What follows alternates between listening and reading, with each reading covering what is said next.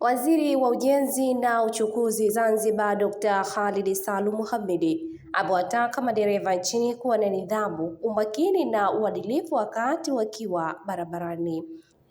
Ameyasema hayo katika hafla ya ufungaji wa mafunzo ya wakufunzi wa udereva yaliyoandaliwa na Chuo cha Ufundi Arusha kwa kushirikiana na kampuni ya Abnan ya usafiri na usafirishaji wa mizigo huko Chukwani, mkoa wa Mjini Unguja.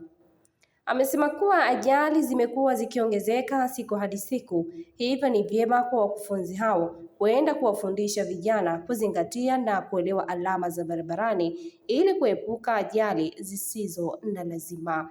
Aidha, Dr. Khalid ametoa pongezi kwa waandaaji wa mafunzo hayo pamoja na kusema kuwa serikali imeandaa mikakati mbalimbali ya kupunguza ajali za barabarani ikiwemo kujenga miundombinu bora ya barabara, utozwaji wa faini. Waendesha pikipiki, waendesha baskeli, watembea kwa miguu, tuheshimu sheria za barabara, tuheshimu maisha yetu na ya wenzetu, tuheshimu watumiaji wengine wote wa barabara na tusio wakaidi, lakini kubwa tutunze miundombinu iliyogharimu pesa nyingi sana. Kilomita moja hii ya lami, barabara ya kawaida 1.8 billion. Lakini matumizi ya teknolojia ya kisasa nao ni jambo muhimu. Dunia inakwenda kwa spidi kubwa. Era yenyewe tulionayo ya kidijitali. Akizungumza kwa niaba ya mkuu wa taasisi ya KIST Salim Said Salim alikuwa na haya ya kusema.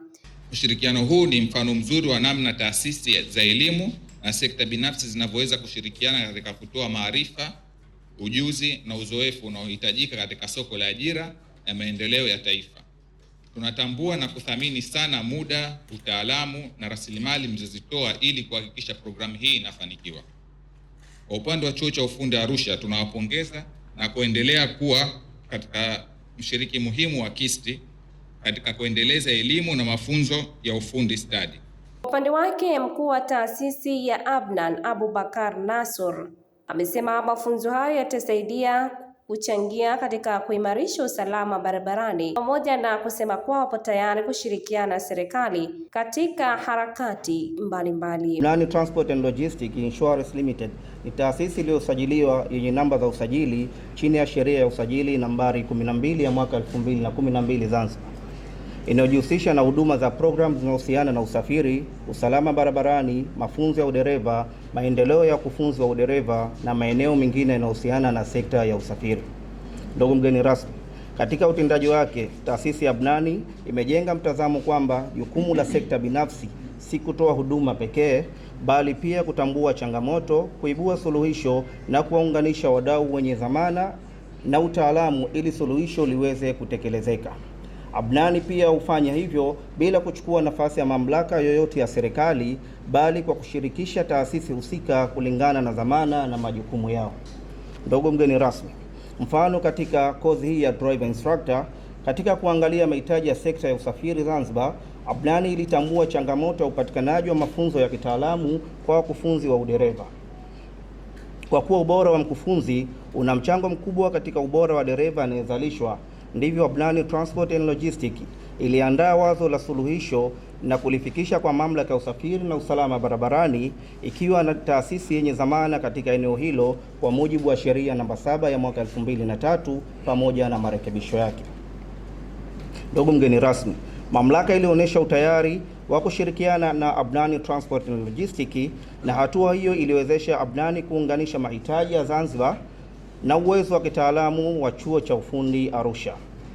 Akitoa salamu kutoka Jeshi la Polisi kwa niaba ya mkuu wa kikosi cha usalama barabarani, mkaguzi msaidizi wa polisi Inspekta Omar Hamadi amewataka wakufunzi wa mafunzo hayo kuyatumia katika kuzalisha madereva bora wenye nidhamu katika utekelezaji wa majukumu yao wanapokuwa barabarani.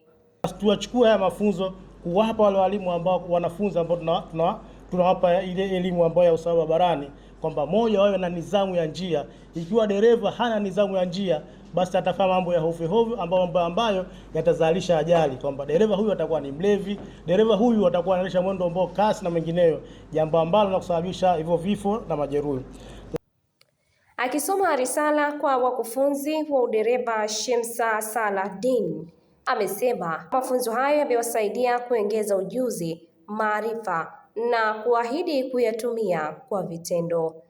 Ufungaji wa mafunzo hayo umeenda sambamba na utoaji wa vyeti kwa wakufunzi wa mafunzo hayo.